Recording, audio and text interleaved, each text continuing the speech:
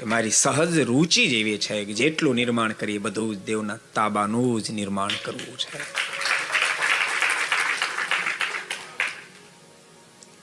Reason પણ મેં કીધું હતું. અને ભક્તો ખરેખર હું જે વિચારું છું એ વાત બહુ મહત્વની, તમે સમજી શકો. ભક્તો ઠાકોરજીની કૃપાથી આજ સરદાર મંદિરના સંતો પાસે ઠાકોરજી એટલી બધી કલાઓ, હોશિયારી, બધા જ ગુણો આપ્યા છે. એક ફિલ્ડમાં તૈયાર છે. કોઈ ફિલ્ડ એવું નથી. અહીં તમને 3D દેખાય છે ને, એ પણ આપણા સંતોએ નિર્માણ કર્યું છે. કોઈ એન્જિનિયરની જરૂર નથી. આ સંતોએ બનાવેલું 3D છે. કોઈ ફિલ્ડમાં કોઈ નહીં. સંગીત વાળા એટલા, સંગીતમાં પણ એટલા હોશિયાર. વિદ્વત્તામાં સ્વામી ડોક્ટર સ્વામીએ કીધું હતું હમણાં બોટાદ, આપણા યોગેશ્વર સ્વામી બહુ મોટા વિદ્વાન ભક્તો. એવું તો મેં કીધું હતું કે સંપ્રદાયમાં બધા કરતા અધિક વિદ્વાન છે.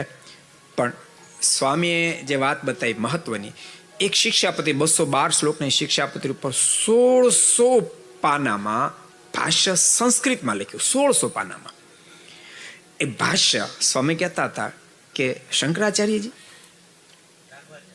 રાઘવાચાર્ય, રામાનુજ સંપ્રદાયના રાઘવાચાર્યજી ને આ ભાષ્ય સ્વામી આપ્યું ત્યારે વાંચીને, બહુ મોટા વિદ્વાન પોતે હતા, એના મોઢામાંથી શબ્દ નીકળ્યા કે આખા વર્લ્ડ ખાતે વ્યાકરણમાં ટોપમાં ટોપ વ્યક્તિ હોય ને તો આ લખનાર વ્યક્તિ, આખા વર્લ્ડ ખાતે.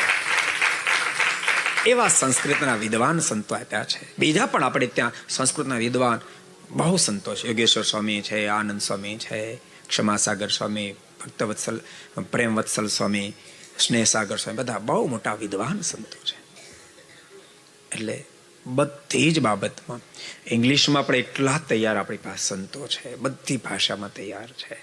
બધા ક્ષેત્રમાં ઠાકોર ખૂબ કુશળતા આપી છે. અને બધા કરતા મોટી વાત કહો, બધા ગુણો હોવા છતાં પણ સાધુતા સભર જીવન જીવ્યા છે. તમને કદાચ આશ્ચર્ય થશે, 133-134 સંતો આપણા સંતો પાસે દો, પણ એકની પણ મને આટલી ચિંતા આની જેટલી નથી. એટલા ડાહ્યા છે પાછા, એટલા ડાહ્યા. અનુવૃત્તિ ભલે અમે ગમે ત્યાં રહેતા હોય, પણ જે સ્થાનમાં સંતો છે આદેશ પ્રમાણે જ કામ થતું, એમાં એક લેશ માત્ર, રોમ માત્ર ફેર નહીં. એટલે બધી તાકાત છે. તું વિચારું એવું કે આટલી બધી તાકાત ઠાકોરજી આપી છે, તો એ બધી તાકાત એ ઠાકોરજી રાજી કરવા માટે જ વાપરવી જોઈએ. આજે ભક્તો આપણે ટોટલ 11 સ્થાન સંભાળીએ છીએ. સરદાર સાથે મહુવા, ભાવનગર, બોટાદ, સુરત, મુંબઈ, વિદ્યાનગર, આ જગન્નાથપુરી, આફ્રિકા, અમેરિકા અને ઓસ્ટ્રેલિયા, ટોટલ 11 સ્થાન છે. પણ મને ખબર છે કે ઠાકોરજી આપેલી શક્તિથી આપણી હયાતીમાં હજુ આટલા બીજા નવા થવાના જ છે. મારી હયાતીમાં 250 જેટલા સાધુ તો હશે આપણી પાસે.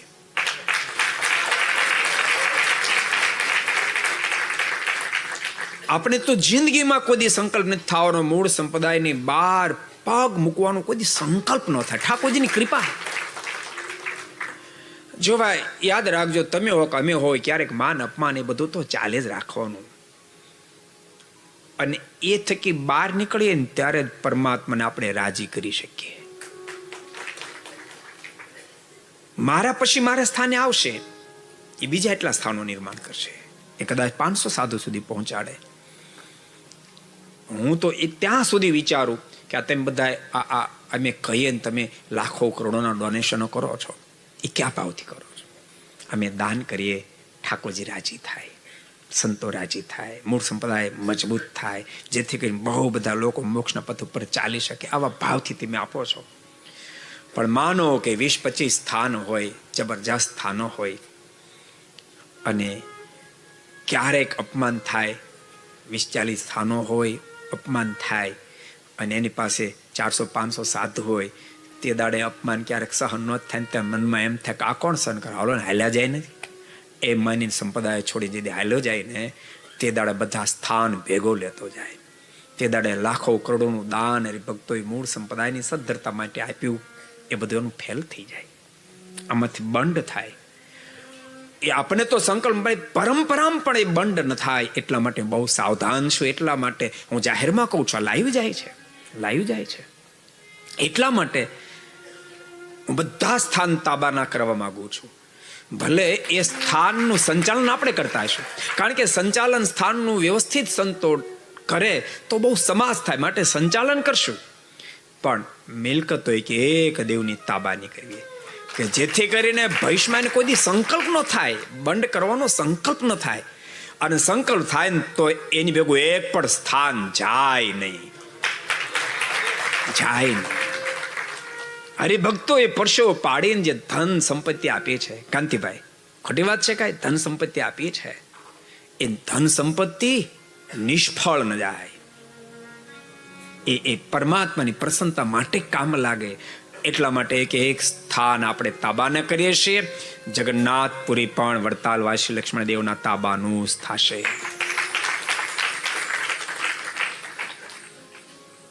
જેમ ટેકનિકલ બધી બાબતો હોય, જેમ જેમ સેટ થતું જાય તેમ તેમ. જો બોટાદ છે ને, બોટાદ આપણે સંભાળ્યું, તાબાનું નહોતું, પણ સંભાળતાની સાથે આપણે નિર્માણ ખૂબ સુંદર રીતે કરી દીધું. એમાં ખૂબ રૂપિયા નાખ્યા. પછી ટ્રસ્ટીઓને કીધું, ગામના ભક્તોને કીધું, આપણે જ્યાં નતર તમે તાબાની વાત કરો ને ત્યાં લાલ પીળા થઈ જતા. પણ ધીમે ધીમે કરતા એને સમજાયું કે આપણે બધા મરી જવાના છીએ, કોઈ નથી રહેવાના, અને આ દેવની મિલકત થશે ને તો ઠાકોરજી રાજી બહુ થશે. અને કન્વિન્સ કર્યા, અને કન્વિન્સ કરી બોટાદ ગઢપુર પતિ ગોપીનાથજીનું તાબાનું આપણે કરી દીધું. એક સ્થાન સુરત મંદિરે પણ આપણે એક દી તાબાનું જ કરી દેવાના છે. એક પણ સ્થાન નથી રહેવા દેવાના. માનો સંજોગ વછાત એકાદ કોઈ સ્થાન રહી જશે ને તો ધામમાં જતા પહેલા હું વીલ કરતો જવાનો, આ સ્થાનને તમે ભવિષ્યમાં દેવના તાબાનું જ કરશો. સ્વતંત્ર વિચારશો પણ વિચારશો.